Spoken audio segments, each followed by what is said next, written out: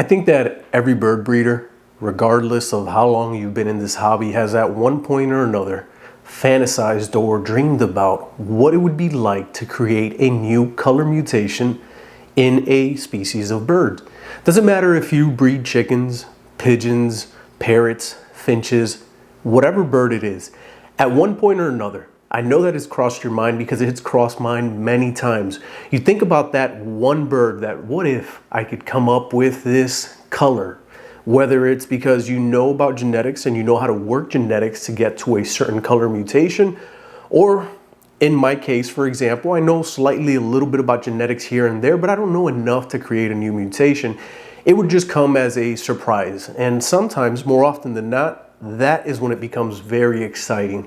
And I have to admit that a couple years back, I thought I had created a new mutation when it comes to the red throat parrot finches. And it was something that came out of nowhere, and I'm not gonna lie, I was extremely excited when I first saw it. Now, unfortunately, that excitement did not last long because the chick did not make it. But in today's video, I'm gonna go ahead and share that story with you guys. And at the end of the story, you guys are going to get to decide whether you think that I created this new mutation, because to be honest with you, it's something that I have never seen before. This is a color that I've never seen in the red throat parrot finch. Now, was it a new mutation? Was it something that already exists? You be the judge of that. Now, this story starts back in 2019. This is pre-COVID. This was one of the last imports that came into the US before COVID started in 2020. And I remember making a trip down to Miami. I was very excited for this importation because we'd received a large amount of different species coming through the importations. And one of the species that I was after in these imports, believe it or not, even though it was something common at the time, were the red throat parrot finches. And one of the reasons why I wanted these red throat parrot finches is because I had heard stories of European imports of red throat parrot finches coming in that had specific mutations, and even though they looked normal, they were carriers to lutinos, they were carriers to sea greens, they were carriers to a variety of different color mutations that only at the time had existed in Europe, or very few or very little of them existed here in the US. So it was December, and I remember going down there to the quarantine facility and grabbing a couple different pairs of red throat parrot finches along with a variety of other birds. And one of these pairs proved to be carriers of a variety of different mutations for me. This pair in specific ended up giving me pastels, parblues, sea greens, lutinos, and sea green lutinos. But it also gave me a very special chick. And this chick was one that I was not expecting. Now, just like with many other species of finches, this pair did not want to take care of their own young, especially when they hatched lutinos and sea green lutinos. For some reason, they would just abandon them. This was the pair that originally gave me Lola. And if you guys remember, I made a video about Lola, which is my beautiful little red throat parrot finch female that I love with all my life. And she is one of the only finches that I keep inside of my house. And this girl was abandoned by her parents, her red throat parrot finch parents, obviously, at a very early age, and I had to take over since she was very little. But besides her, there was a bunch of other ones that they would abandon. So what I ended up doing was the majority of the eggs that would come from these pairs, I would end up throwing them underneath the society. And in one of these cases, I remember hatching a single egg. Out of a clutch of 5, only one egg hatched. And it was a very odd chick. I'm gonna go ahead and I'll show you as I'm explaining these pictures that I have from that chick.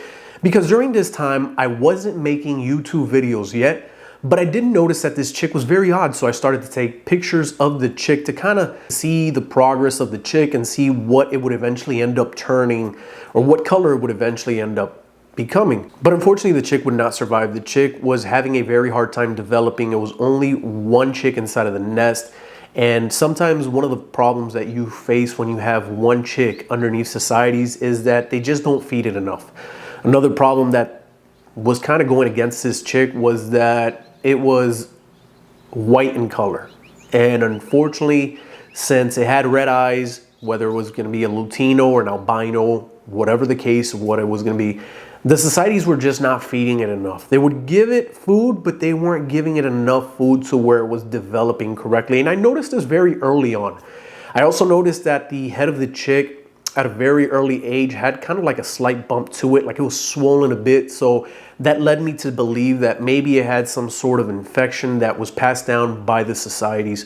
So I treated with antibiotics during that early stage. The chick kind of made it through. I would supplement feed here and there to kind of get it to that point where it was doing a little bit better. And that worked out fine. The chick started to develop a little bit better. It kept growing in the nest. It didn't die while in the nest. But like with everything else, we get to a point where you can't hand feed while it's in the nest forever. You have to make a choice at a certain age. Do you pull the chick out and continue to hand feed, or do you leave it in the nest? And once that chick reaches a certain age, it's not going to open its mouth for you anymore. It comes to a point where they realize that you were an intruder in that nest and that the only parents are the societies or the biological parents, and it starts to get afraid of you and it will not open its mouth no matter how much you try to feed it. So I decided to just leave it and let nature take its course. Probably one of the worst mistakes I could have done. I should have intervened. But like with everything else in life, you find yourself in busy scenarios where you're working, you're not home all the time, you can't take a chick with you to work, so what else can you do? You just kind of have to let nature take its course, and that's exactly what I did. Well, the societies continued to feed, not as good as they should have, but they fed all the way to the point where the chick fledged the nest. Once the chick fledged the nest, I took a couple pictures here and there also of this chick because it just looks so weird. I mean, this thing was white. There was no yellowish tinge to it. There was no color in the tail. There was no color in the bib. And if you are used to hatching red throat parrot finches, you know that, for example, when you have the normal greens, the chicks, once they fledge the nest, they'll have red coloration on the tail, and they'll have a very slight red bib to them. Some of them, not all of them, but the red on the tail is always there. If they're sea green, the tail is going to be orange, and they'll have an orange little bib on them as well. If they're going to be Lutino, they'll have a yellowish body, and then they will have the red tinge on the tail. If they're going to be sea green Lutinos, they'll have more of an ivory color to the body, but they'll still have some form of a tinge, like a slight orangey color on their tail. And this is how you can kind of tell the mutations at a very early age. Well, this one was pure white, white as can be. So it definitely had me stumped. I didn't know what it was, and I kept looking at it, and I'm like, man, is this the first albino red throat parrot finch ever hatched in captivity? Because as far as I'm concerned, I had never seen one in Europe. I mean, I've seen all the other mutations that came out of Europe. I knew about the par blues, I knew about the pastels, I knew about the pieds, every color mutation that you can think of, Lutino, sea green Lutino, I knew about those. But I had never seen an all-white albino red throat parrot finch. Now that exists obviously in the Gouldians and in other species of finches, but not in the red throats. I hadn't seen one yet, at least. Correct me if I'm wrong. Go to the comment section and let me know if you guys know of anybody that has an albino red throat parrot finch. So that chick was one of the ones that when I saw it, I got so excited, but I was on thin ice. I didn't know exactly what was going to happen. Was it going to survive? Was it going to make it? And it was just kind of like this waiting game of waiting to see what would end up happening. The chick hopped out of the nest, and it was all up to the societies. It was either make it or break it with them. Either they fed and kept it alive, or this chick was going to end up dying. Now, unfortunately, not even a week went by after the chick jumped the nest, and I found it dead on the floor. Now, was it because it was genetically weak? Maybe. Could have been a possibility. Was it because the societies didn't feed them enough? Maybe. Could have been a possibility also, since it was only one chick, and societies tend to get stimulated when they have more than one chick begging for food. So it was just a combination of a variety of different things that went wrong, and unfortunately that specific pair never ended up giving me any other white chicks like this one. I went on to get more Lutinos from them. I went on to getting par blues from this pair. I went on to getting sea green Lutinos from this pair. I went on to getting pastels from this pair. I mean, this bird the male, obviously, because the male was the one that was obviously split to these mutations, since the females can't carry these, they can't be split to these mutations when it comes to the red throat parrot finches. The male was the one that was passing along all of these different types of mutations and gave me all of these different color combinations and a variety of different birds down the line. But within all the years that I had them, and I had this pair for 3 years breeding in the aviary, they never ever again gave me another white chick like this one. And it's been something that for years has always just stuck in my mind. Was this the first red throat parrot finch albino ever bred in captivity? You be the judge of that. I'm not sure what to tell you guys. I believe it was, because like I've said, I've had the Lutinos, and the Lutinos are yellowish body and they have some form of coloration in the tails. I've had the sea greens, and the sea green Lutinos, they are more of an ivory color, and they also develop that orangey tinge on the tail that shows that they're going to have some form of coloration, especially after they jump out of the nest. By the time that they jump out of the nest, that color on the tail is somewhat visible. This bird had no color on the tail, just pure white, white as can be. So I believe that this was the very first albino red throat parrot finch. What could this have meant for the mutation? What could I have achieved with this bird if it would have survived?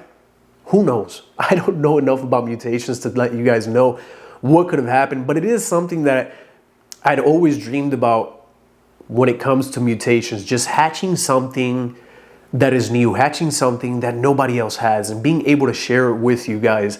Now, unfortunately, that joy didn't last very long, but it is something that I still carry with me, and it is something that I wanted to share with you guys. It's a cool story of a very cool looking little bird that unfortunately did not make it. I wish he would have, but that's how life is. That's how nature is, survival of the fittest. And unfortunately, as many of you guys know, with these mutations, they're just genetically weaker, and it's something that's bound to happen. Many of them don't survive. And it's a very controversial subject as well. A lot of people feel iffy when it comes to the subject of mutations, and I can see why. There's been a lot of focus on mutations lately because mutations is, to a certain point, let's be honest, it's what brings the money. The mutations sell for a higher price than the normal colored birds, but we have to be careful. And I've done videos of this in the past talking about how we have to always conserve the natural wild type colors, because there will come a point where the wild type colors may cost more than the mutations. Nowadays, you buy a pair of normal greenback Gouldians, they may give you yellows, they may give you blues, they may give you silvers. You're thinking that you're pairing up 2 greenbacks and you're gonna get greenback chicks, but most of all birds nowadays are split to something. And very rarely do you find a breeder that has in their aviary specific bloodlines that focus solely on the ancestral colors or the wild type colors. And this is something that I push, and I try to tell people, listen, you should always have the normal wild type colors. You should always breed wild type to wild type and keep a specific line of these wild type colors, because when it comes to healthiness, is that a word? Healthiness in a bird?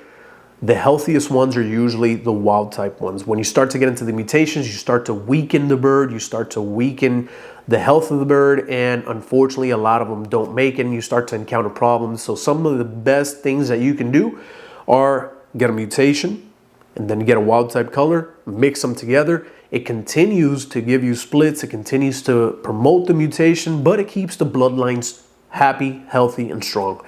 So go ahead and comment down below, let me know what you guys think. I hope that you've enjoyed this video. Like always, just another little quick one. If you did, like, subscribe, and we'll see each other in the next one. Bye.